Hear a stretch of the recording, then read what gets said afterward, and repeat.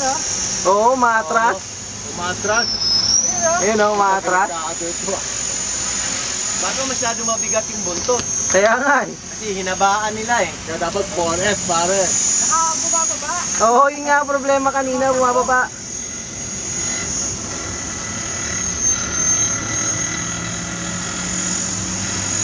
Lakas lang ng power, umangat. 20 eh.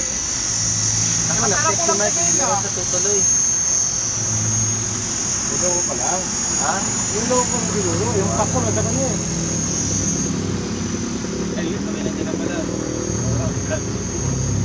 Ano sabi niya kahapon? Pag-park niya. Hindi. Malis ka kasi kahapon eh. Kasi ano. Sira ko niya eh.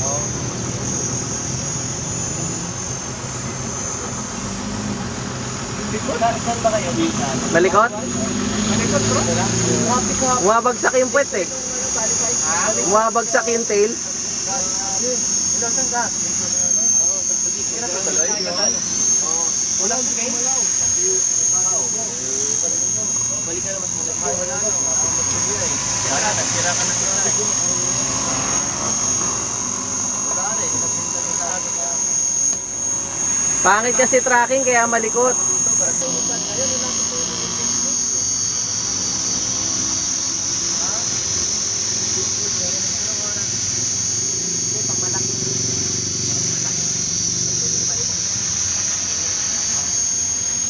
Oras na makarating yan.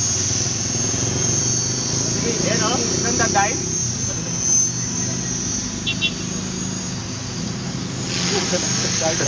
Ikaw ba yun? Mabigat ang ulo eh. Interaction nito cyclist.